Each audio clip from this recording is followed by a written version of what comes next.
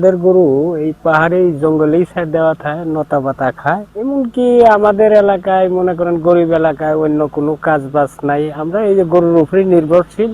এর জন্য মনে করেন 10টা 20টা গরু আমরা জঙ্গলে ছেড়ে দেই, এই জঙ্গলের লতা পাতা খায়। যেমন গরু করে আমরা বাজারের খাদ্য বা হাবি জাবি খেলেই না। এর জন্য গরু আমাদের একটু ছোট, কিন্তু তারপরেও গরুর চাহিদা বেশি, মাংস ভালো। এই জন্যই আমাদের গরুর মাংস খেতে খুব স্বাদ লাগে। জঙ্গলে যে গরুগুলা পালি এগুলা আসলে আমাদের কতিপয় 10টা, কারো 20টে, কারো 30টা পর্যন্ত গরু আছে।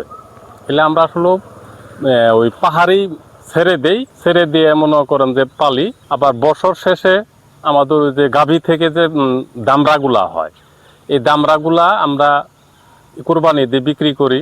আমরা এগুলো খাদ্য খেলেই নে, তাতে অনেক সুস্বাদু হয়।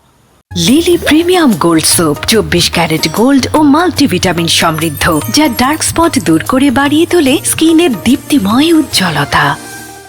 তখন খাদ্য খেলে নিতে এই আমরা যে পাহাড়ের জঙ্গলের লতা পাতা ঘাস খায়ে যে বড় হইতেছে, এগুলোর গোস্ত আসলে অনেক প্রকৃতপক্ষে অনেক সুস্বাদু। আমরা দেশি গরু পালন করি, আমরা সুস্বাদু বলে আমাদের গরুগুলো অনেক চাহিদা থাকে। আর এই গরু পালি, গরু বাজারের অতিরিক্ত কোনো খাবার খাওয়াই না, আমাদের খরচ নেই আর কি। আবার এই গরু আপনার মাংসের স্বাদ হয় খাইতে, যেহেতু এটা কোনো বাজারের খাদ্য আমরা খাওয়াই না। আর এই গরুর চাহিদাও ভালো।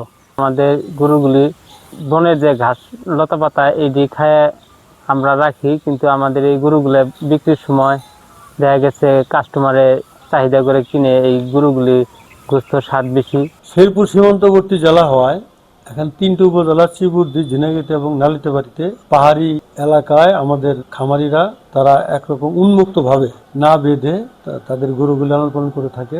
এবং সাধারণত আমাদের খামারিরা ঘাস এবং লতা পাতা খাওয়াই গরুগুলিকে মোটা তাজা করে, এখানে কোনো কৃত্রিম খাদ্য তারা সাধারণত ব্যবহার করে না। স্বভাবতই এই গরুগুলি সম্পূর্ণ নিরূপ থাকে এবং তাদের মাংস স্বাদ লাগে। এবং এই মাংসের চাহিদা, এই গরুগুলির চাহিদা বাংলাদেশের বিভিন্ন বাজারে বিশাল চাহিদা থাকে।